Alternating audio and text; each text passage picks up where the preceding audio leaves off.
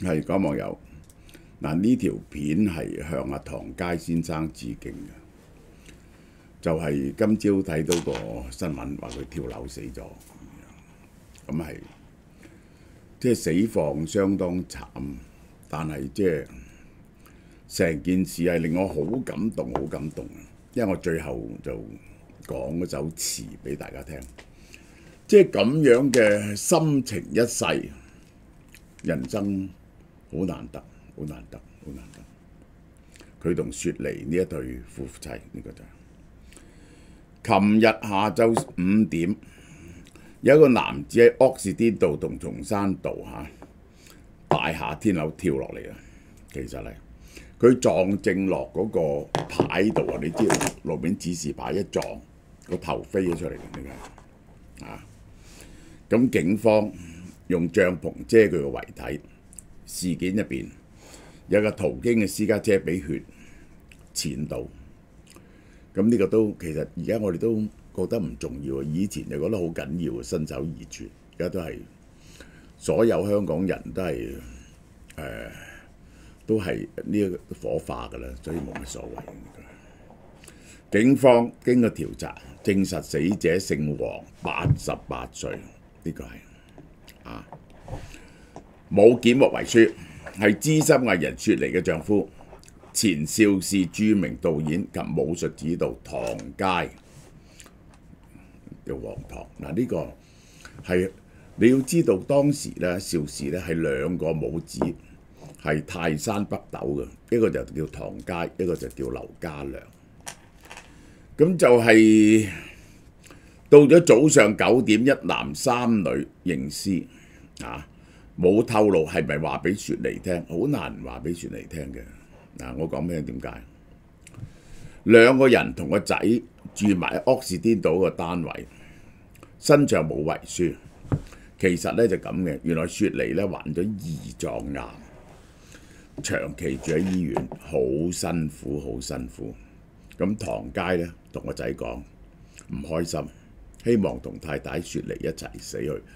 我諗佢好大問題就係日日見到個太太咁辛苦咧，佢冇辦法忍受所以死先。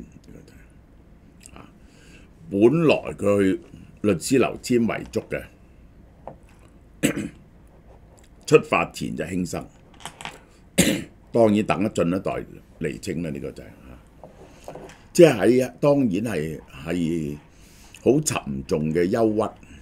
覺得已經唔想再生存啦，其實都立唔立遺囑都冇乜所謂啦，即係都係得佢兩個仔嘅啫，呢個老婆同仔嘅嘛，呢個香港嘅法律就係咁。唐佳原本叫做黃唐，係邵氏嘅著名武術指導，好數以百計嘅片嘅武指。嗱，首先你要知道佢係袁小田嘅徒弟嚟嘅，佢係袁小田嘅助理嚟嘅。大家知道啦，香港嘅武指咧分為兩派嘅，南派嗰啲咧就係劉家良嗰啲，就硬橋硬馬嘅，講洪拳嘅；北派咧就會打關鬥噶嘛，即係袁小田咧就係北派嘅。咁結果袁小田就教咗袁和平出嚟啦，呢個就係佢1969年同雪梨結婚，雪梨喺粵語長片係女主角。後來就做咗老角，後來復出，即係揾啲嘢做下。嗱，唐佳係有錢嘅，從來唔會為錢擔心。嗰陣時佢話過咧，佢做武指都幾好揾噶嘛，因為好多戲拍。咁佢拍咗戲咧，啲錢就全部買樓嘅，呢個係，所以咧儲咗好多錢。佢兩公婆咧絕對唔會憂錢嘅，唔係錢嘅問題。60到一路60年到70幾年同劉家良兩個拍檔，張徹啲戲就係佢兩個合作嘅，呢個係嗰陣時永遠嗰個武指就係唐佳、劉家良呢兩個人咧就齊名嘅。最出名拍獨臂刀，張徹一臂無情，一刀制敵呢個係奠定香港武俠片嘅黃金格局。嗱，香港嘅武俠片第一部新式嘅武俠片就係獨臂刀，呢部當時收100萬，好緊要。獨臂刀我又去睇啊。之前嗰啲呢就黃飛鴻嗰啲就唔會殺人，我喺度打打下咁整個架式咁，係獨臂刀呢就可以一刀殺人嘅，呢個就係咁。呢個張徹全盛時期御用嘅2個武指就係唐佳、劉家良，呢個就係最出名嘅。仲有天涯明月刀啦，佢做武術設計下楚原傅紅雪嘅360度旋轉武器啊！因為刀身可以無死角發射，古龍睇見驚魂不已。天涯明月刀，流星蝴蝶劍，劍法好似流星疾飛，身法讓蝴蝶輕盈，呢個就係嗰種嘅浪漫武俠片。咁後來呢，呢一個邊個就去咗張徹去咗台灣，咁佢2個就獨立咗出嚟。曾經去過台灣幫張徹嘅，後來有啲嘢唔啱，有啲拗撬。劉家良自己出嚟做咗導演，唐佳呢就一路都做武術指導。咁佢話：我情願做個1流嘅武術指導，就好過做個3流嘅導演。咁去咗80年之後呢，阿方小姐就有谷佢出嚟做導演嘅，佢都拍咗幾部戲嘅，但就唔係咁成功啦嚇。嗱，我哋講講香港嘅電影業，你一定要向呢啲武術指導致敬啊！武術指導致敬。香港片嘅特色其中一樣就係呢啲動作片。動作片嘅基礎就係功夫片，而功夫片就好靠呢啲武指。最犀利嘅劉家良醉拳好多戲啦，呢個少林沙律房好多戲劉家良。袁和平犀利咯，呢個就係臥虎藏龍就係佢啊。Matrix 係佢嘅，呢個就係袁和平就係袁小田嘅仔。我最熟嘅程小東係程剛嘅仔。倩女天蠶變就同佢合作嘅，倩女幽魂、新龍門客棧英雄佢係好有想像力嘅，佢嗰種打鬥係唔同嘅，係佢用更多嘅威亞嘅，佢用更多嘅威亞。洪金寶啦，呢個大哥啦，我同佢合作過，我好尊重佢啦。洪金寶、袁葵啦，袁魁啦，呢個就係賭聖、龍少爺、地獄無門，最出名都係呢幾個噶啦。呢個最出名都係呢幾個。好啦，我講俾大家聽。當日呢，阿唐佳做武指，咁佢呢就去指導。嗰陣時呢有一部戲就係《黑俠木蘭花》，雪梨做主角。佢呢就去追佢，兩個因為合作結咗婚50幾年啊。咁後來呢，就係阿唐佳80幾年之後就退休，咁到咗90幾年呢，冇嘢做，啲仔大晒，雪梨出翻嚟拍戲，唐佳陪住佢嘅，除咗陪佢開工呢，更係佢嘅保鏢、經理人、助手，兩個感情好到不得了。原名叫做洪雪梨嘅雪梨，生於1945年大我4歲喎，17歲加入電影圈，係女主角嚟嘅，代表作就《女黑俠木蘭花》佢哋兩個結婚3年後有2個仔，一度移居加拿大，後來翻嚟。即係唐佳個人幾乎係街度冇人講過佢壞話，冇任何緋聞，冇任何錢銀嘅糾紛。愛妻50幾年如一日，6幾年結婚到而家。好啦，雪梨呢離開娛樂圈20幾年之後呢， TVB 邀請加盟，1997年復出。嗰陣時大家認得佢樣就係呢個樣，佢就開始滿頭白髮嘅。天地豪情中，陳錦鴻、周海媚、郭藹明嘅3子弟嘅媽媽。拍過《創世記》、走是故鄉純、我的野蠻奶奶，後來就冇再拍，咁呢個就梗係因為身體已經開始唔好。即係脾臟癌呢係最大鑊嘅，脾呢係匿喺身體後邊，成日生 cancer 呢，你哋都唔知嘅脾臟癌就係脾臟癌有2種嘅，即係Bill Gates即係有次Bill Gates患咗脾臟癌，佢就驗有一種呢係冇得救，Bill Gates嗰種有得救，但係佢唔救佢唔用西醫佢信自然療法結果害死咗佢。結果雪梨到2020年休息影啦。咁呢個已經係去到呢個75、76歲呢個。佢有邊耳仔呢係失聰嘅，因為遺傳病，要戴助聽器。佢老公成日都陪住佢出雙入對，即使聽唔到嘢，都可以由佳哥代為解釋，真係難得。好啦，我而家講呢首詞向佢哋致敬啊！真係結婚56年，一個88歲啊，一個79歲呢個元好文嘅晏休詞。晏休詞係乜嘢呢？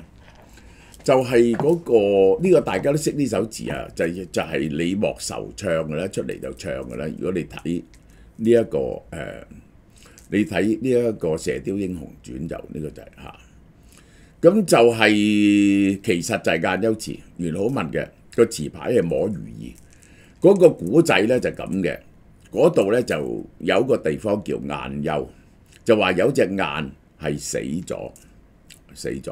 你知雁咧係一對對嘅，另外一隻咧就自殺死，話由天度衝落嚟撞死自己，咁咧就整咗個土丘喺度。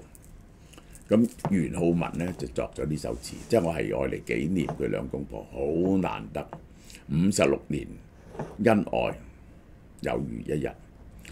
問世間情是何物，直教生死相許。問世間情係乜嘢嚟嘅呢？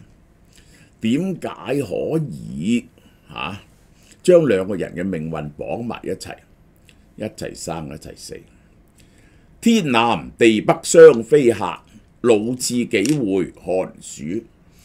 兩隻雁飛去天南，飛去地北，飛親都係兩隻嘅咁樣呢兩隻並肩相飛。飛咗相當年紀，飛咗幾多年呢？你大家一齊飛咗幾多年呢？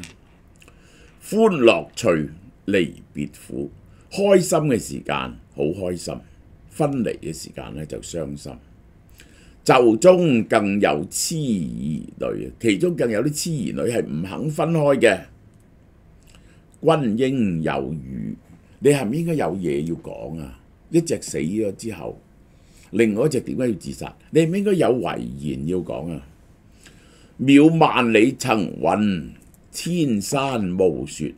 我過去嗰幾十年都同你並肩相飛，而家你死咗，以後個遺言就係你話以後萬里層雲飛上天空又好，飛到好遠好遠嘅地方又好，千山暮雪，你叫我一隻咁孤單，點飛得到呢？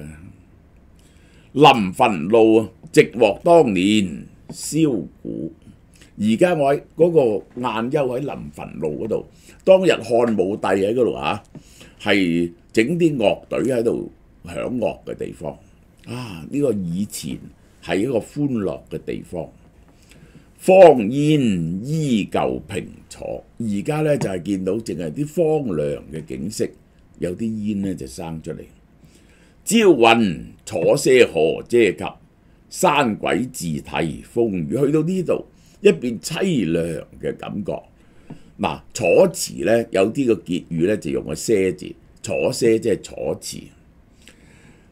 你知楚辭咧就有講好多呢個 supernatural 嘅嘢嘅，呢個就係嚟到見到一片荒涼嘅景況呢啲咁樣嘅朝雲呢一個死咗朝雲翻嚟講楚辭都係冇辦法可以咁表達到個感想。然後一打風落雨咧，你見到啲鬼叫聲喺度，一個咁凄涼嘅地方，點解啊？天也妒，未信汝，係咪上天都妒忌你哋兩公婆咁好感情呢？結果罌兒燕子皆黃土驅黃土。結果如果你哋唔殉情，所有嘢都要死。你係咪好似遲早都要死㗎？你係咪好似想黃鶯燕子咁樣平平凡凡地死去啊？但係你而家咁樣死去，千秋萬古，為留待蘇人。你咁樣殉情而死，咁於是呢，就留待嗰啲對呢啲事有感想嘅詞人狂歌痛飲，為咗你悲歌飲酒嚟到拜訪你嘅墳墓，咁結果都係一件令人感動嘅事。好，我再讀一次。問世間情為何物，直教生死相許。天南地北雙飛客，老翅幾回寒暑。歡樂趣，離別苦，袖中更有痴兒女。君應有語，渺萬里層雲，千山暮雪，隻影為誰去？臨墳路，寂寞當年簫鼓，芳煙依舊平楚。朝雲楚些何嗟及，山鬼自睇風雨。天也道未信語，鶯兒燕子驅黃土。千秋萬古，為留待蘇人。狂歌痛飲，來訪眼休處。